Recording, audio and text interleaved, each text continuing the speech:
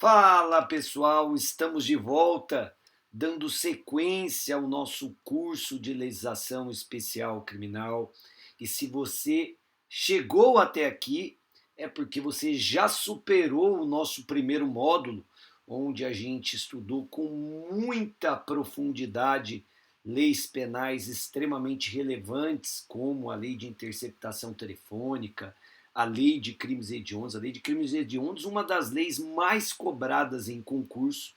E hoje nós iniciamos o estudo da Lei 12.850 de 2013, lei mais conhecida como a Lei das Organizações Criminosas, uma das leis que hoje é a coqueluche de todo o concurso. Se você pensa em concurso para o Ministério Público, se você pensa em concurso para o Poder Judiciário, se você pensa em concurso para a Polícia Judiciária, Civil ou Federal, para qualquer carreira dentro da polícia, doutores, a Lei de Organização Criminosa é uma lei extremamente relevante. Por quê?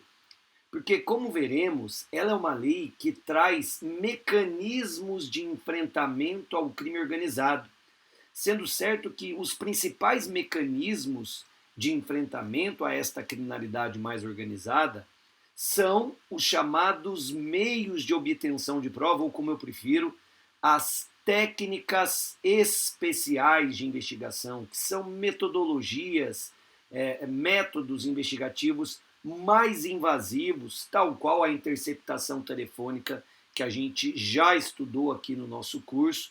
Nós temos ainda a captação ambiental, que o legislador optou por regulamentar lá na lei de interceptação telefônica, mas que é mencionada na lei 12.850, e temos a colaboração premiada, né? A colaboração premiada que ganhou muita força na onda do mensalão, da Operação Lava Jato. A gente vai falar um pouco sobre colaboração premiada.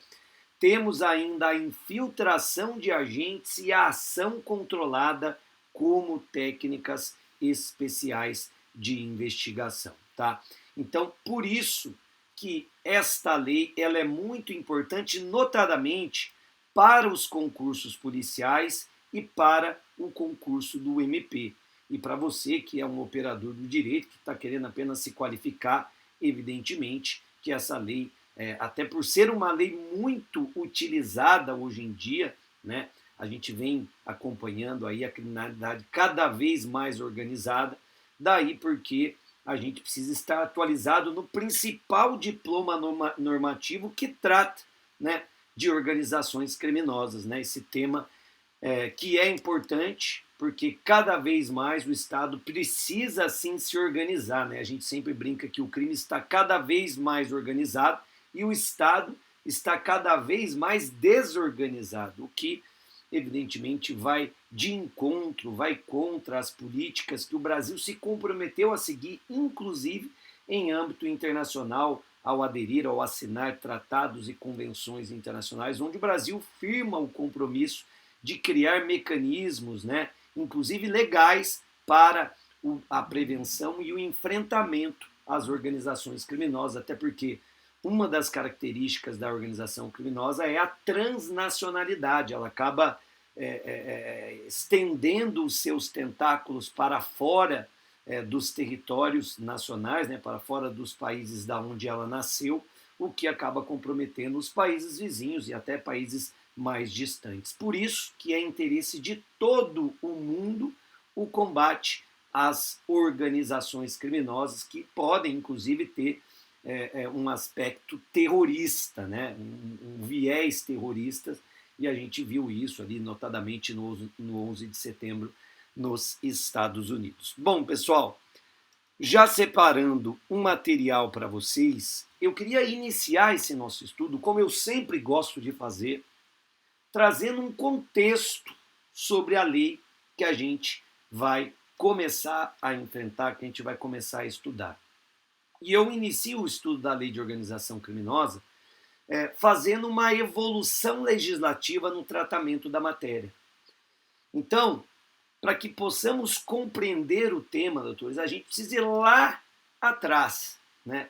E aí eu posso dizer de maneira tranquila, né, que a criminalidade organizada, ela vai evoluindo de acordo com a evolução da própria sociedade, né?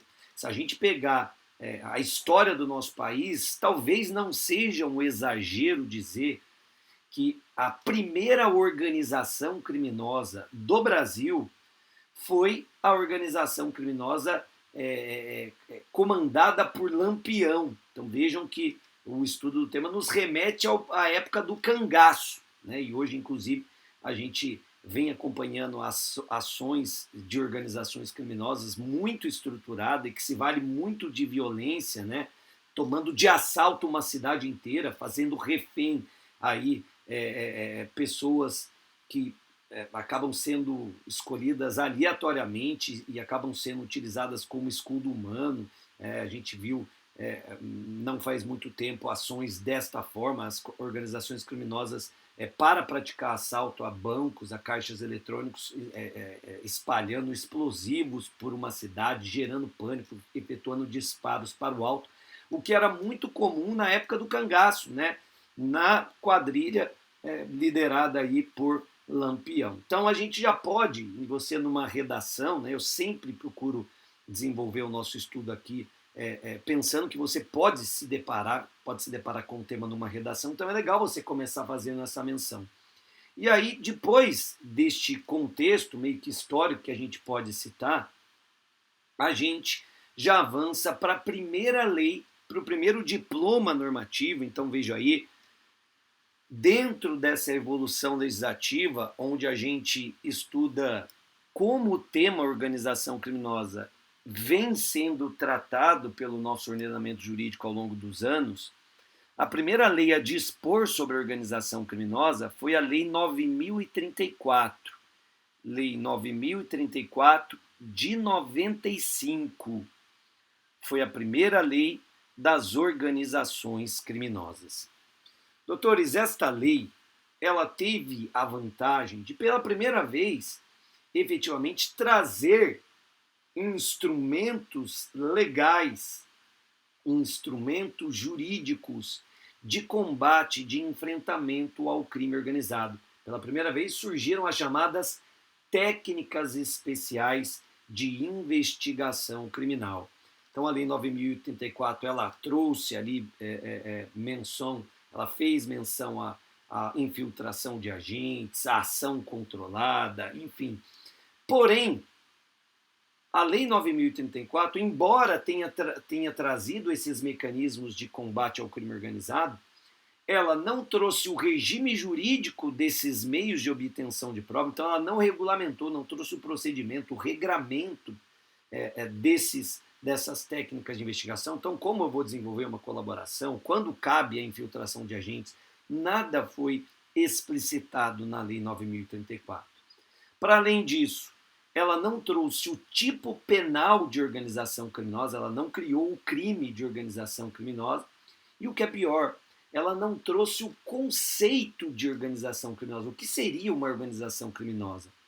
Daí porque parcela da doutrina, e aqui eu rendo minhas homenagens ao saudoso professor Luiz Flávio Gomes, passou a sustentar a perda de eficácia de alguns dos dispositivos da Lei 9.034, notadamente aqueles dispositivos que previam os meios de obtenção de prova. Porque, olha, se eu não tenho um conceito de organização criminosa, eu não sei quando eu posso me valer dessas ferramentas de investigação, dessas ferramentas de enfrentamento ao crime organizado.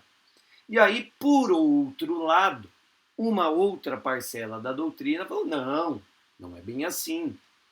Porque, embora a gente não tenha o conceito de organização criminosa, eu posso me valer do conceito trazido pela Convenção de Palermo. Então, vamos voltar no material de vocês. Está aí, ó. Segunda página dessa história envolve a Convenção de Palermo, que foi internalizada no nosso ordenamento jurídico pelo Decreto 5.015 de 2004, tá? Então, por meio desse decreto, a Convenção de Palermo, que tem por foco o combate ao crime organizado, ela ingressou no nosso ordenamento jurídico. E a Convenção de Palermo, doutores, ela trazia, né, e traz um conceito de organização criminosa. Então, em um contraponto a essa primeira corrente, que entendia pela ineficácia de alguns dispositivos da Lei 9.034, por falta deste conceito de organização criminosa, essa outra parcela da doutrina falou, não, a gente tem ali uma norma penal em branco que é complementada pelo conceito trazido pela Convenção de Palermo. Inclusive, essa corrente ela foi aceita, num primeiro momento, pelo Superior Tribunal de Justiça. Mas o caso chegou no Supremo Tribunal Federal e o que o Supremo falou? Olha, não dá. Tratados e convenções internacionais são para regulamentar a relação do Brasil no âmbito ou em âmbito internacional. Tratados e convenções internacionais não podem dispor sobre direito penal ou processo penal, pois a Constituição da República exige lei em sentido formal, aquela oriunda dos representantes do povo que são ali ou que estão presentes no Congresso Nacional. Então, por ferir o princípio da legalidade, notadamente na sua perspectiva que exige a lex populi, né, a lei que venha dos representantes do povo, o Supremo não entendeu que seria possível este complemento, né, não seria possível absorver o conceito trazido pela Convenção de Palermo.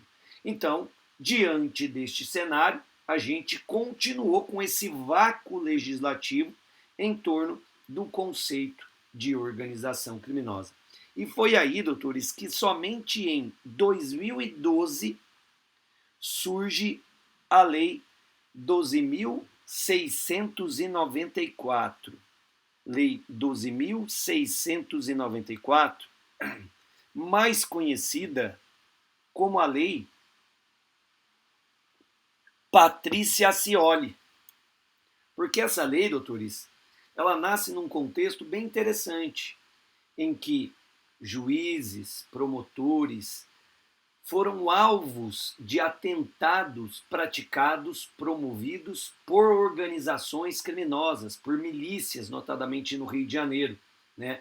A Patrícia Accioli foi uma juíza muito atuante ali no enfrentamento das milícias e ela acabou sendo alvo de uma execução por parte dessas milícias, né, que integravam uma verdadeira organização criminosa.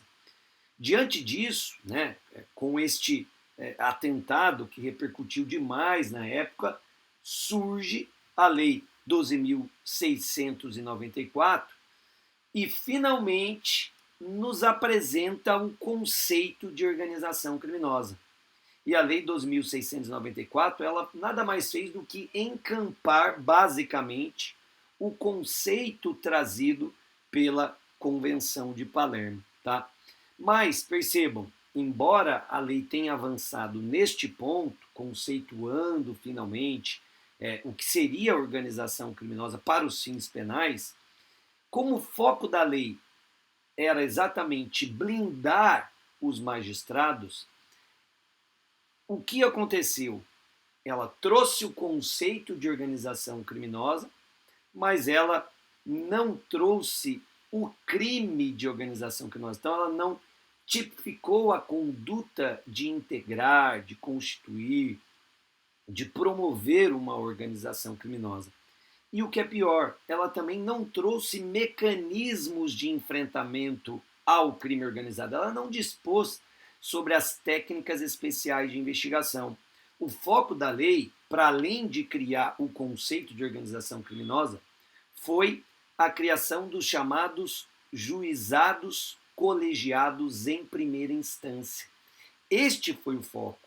Considerando que ela nasceu em virtude do assassinato de uma magistrada, a ideia do Poder Legislativo era blindar os juízes que atuavam e atuam em processos, em persecuções penais que envolvam organização criminosa. E qual foi a solução? Vamos criar um juizado colegiado de primeira instância, Como funciona isso? Nesse juizado colegiado, nós temos um juiz, que é o juiz natural da causa, e por sorteio eletrônico, outros dois juízes que atuam na seara criminal dentro da comarca ou da seção judiciária, esses juízes são sorteados, né, para integrar um colegiado. E este colegiado ele pode ser convocado pelo juízo natural ao longo da persecução penal. Percebam que, num primeiro momento, esse colegiado ele não pode persistir por toda a persecução penal. Ele é formado e desconstituído de acordo com a necessidade do caso concreto, cabendo ao juiz natural fundamentar a necessidade da sua formação.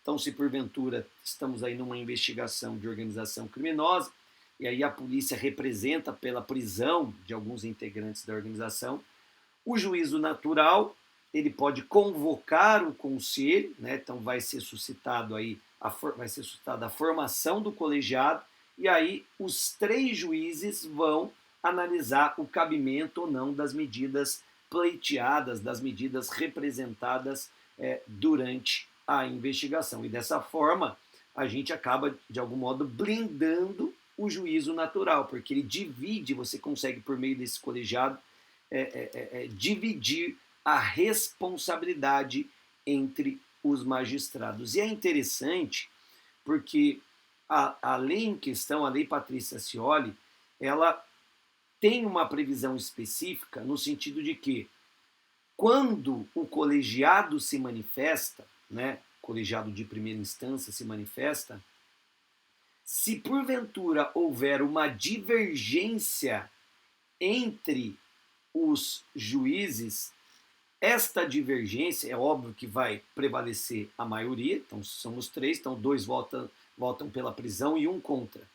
Este voto divergente, né, essa manifestação divergente, ela é suprimida. Ela não consta, o que gera aí uma suposta unanimidade. Vejam comigo um tema interessante trazido pelos professores Kleber Masson e Vinícius Marçal, pode ser cobrado na sua prova. O que significa o fenômeno identificado como artificialização das unanimidades? É exatamente esse cenário que a gente descreveu, previsto no artigo 1º, parágrafo 6º da Lei 12.694. Veja aí, as decisões do colegiado, devidamente fundamentadas e firmadas, sem exceção, por todos os seus integrantes, serão publicadas sem qualquer referência a voto divergente de qualquer membro.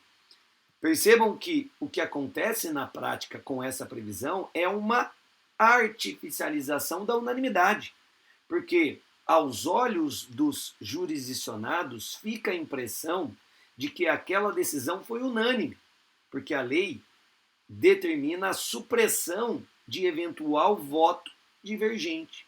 Então passa a impressão que os três magistrados decidiram no mesmo sentido, quando na prática pode ter havido uma divergência. Percebam o intuito da lei de novamente blindar os magistrados, dividindo, compartilhando a responsabilidade pela decisão. É interessante frisar aqui, doutores, eu espero que vocês estejam fazendo as anotações, que tem doutrina que critica essa previsão, destacando que seria necessária a manifestação, seria necessário expor essa divergência, né, o conteúdo da divergência, o voto divergente, os argumentos do juiz que decidiu de forma divergente, né, minoritária. Porém, para blindar os magistrados, não seria feita menção ao magistrado responsável pelo voto divergente. Então, os jurisdicionados não teriam acesso ao juiz responsável pelo voto divergente, mas os argumentos utilizados por eles, né, o teor da decisão, deveria sim ser publicado, mas, volto a dizer, trata-se apenas de uma crítica doutrinária, tá bom? De todo modo, doutores, e aí a gente já pode quase que fechar o raciocínio, por quê? Porque, como a gente falou, esse juízo colegiado de primeira instância tem por objetivo, e a gente vem insistindo nisso, blindar os magistrados que atuam em persecuções penais que envolvam organização criminosa. Por conta disso, parcela da doutrina passou a sustentar que o Brasil adotou o sistema do juiz sem rosto. Então, olha que outro tópico interessante no caderno de vocês. O que seria, Sanini, essa figura do juiz sem rosto? Doutores, o juiz sem rosto tem inspiração no direito colombiano. Lá na Colômbia, no auge ali do narcotráfico, dos cartéis, sobretudo o cartel de Medellín, liderado aí pelo narcotraficante conhecido, mundialmente conhecido, que é o Pablo Escobar, várias séries tratando, filmes sobre ele, história de fato interessante. E ele era um traficante, um criminoso, até com aspectos terroristas, e ele era extremamente violento. E ele passou a assassinar, ele assassinou várias pessoas, especialmente pessoas que de alguma forma confrontavam, iam de encontro com os seus interesses, e notadamente juízes. Então, para tentar blindar os juízes que atuavam aí contra os narcotraficantes, contra os cartéis na Colômbia, foi criada por lei esta figura do juiz sem rosto, em que os juízes efetivamente iam mascarados para as audiências, com o objetivo de proteger a identidade deles, para evitar que eles fossem alvo de atentados por parte dos cartéis. Obviamente que aos poucos esta figura do juiz sem rosto ela acabou sendo excluída do ordenamento jurídico colombiano, porque ela de fato ela implica na violação de diversos valores constitucionais, fere a imparcialidade, fere o princípio da publicidade, fere o direito ao confronto, enfim, são feridos vários princípios. E é evidente que qualquer pretensão nesse sentido aqui no Brasil, chegou a ter projeto de lei com essa pretensão de criar a figura do juiz sem rosto, mas efetivamente esse projeto não prosperou porque ele era escancaradamente inconstitucional, tá? Ferindo inclusive o próprio princípio do devido processo legal. Como vocês podem ter percebido, doutores, é evidente que a lei 12.694 não encampou esta figura do juízo sem rosto, ou do juiz sem rosto. Afinal de contas, como a gente acabou de ver, nós temos, na verdade, um órgão colegiado formado por 3 magistrados que atuam na primeira instância e que todos eles firmam a sua decisão. Então, todos eles são identificados nas decisões. Então você não tem qualquer ocultação da figura dos magistrados. Todos são conhecidos e aí, evidentemente, que não há qualquer ilegalidade. Tá? Doutores, é interessante frisar que o pacote anticrime alterou a lei 12.694 e agora estabeleceu a necessidade de criar uma vara colegiada em primeira instância. E esta vara colegiada, assim que criada, ela tem a competência para atuar durante toda a persecução penal nos termos da lei. É interessante você consignar isso no seu caderno, porque num primeiro momento nós tínhamos ali a opção da instauração desse incidente, que ainda continua sendo possível nas hipóteses em que não estivermos diante de organizações criminosas armadas ou que tenham armas à disposição. Em se tratando de organizações criminosas armadas, uma vez criada essa vara colegiada em primeira instância, seja no âmbito estadual, seja em âmbito federal, o juiz natural, que vai ser o juiz de garantias, tão logo entre em vigência, a figura do juiz das garantias deve declinar de sua competência. Ele percebeu que a organização criminosa armada declina da sua competência e remete os autos à vara especializada de primeira instância. E a lei diz que esta vara vai atuar não só na fase de investigação, mas na fase de processo e julgamento e na fase de execução da pena, podendo decidir aí sobre questões de execução da pena, como, por exemplo, transferência do preso para o regime disciplinar diferenciado. Tá? Em nosso sentir, esta regra, essa vara colegiada de primeira instância, ela constitui até uma exceção à figura do juiz das garantias, porque a gente sabe que o juiz das garantias ele encerra a sua competência com o recebimento da denúncia e não vai participar do processo de julgamento.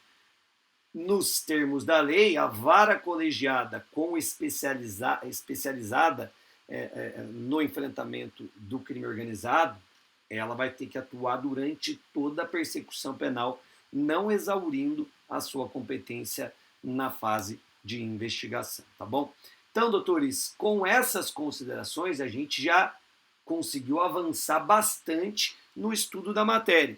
E aí, para fechar, vem a Lei 12.850, né, objeto do nosso estudo. Por quê?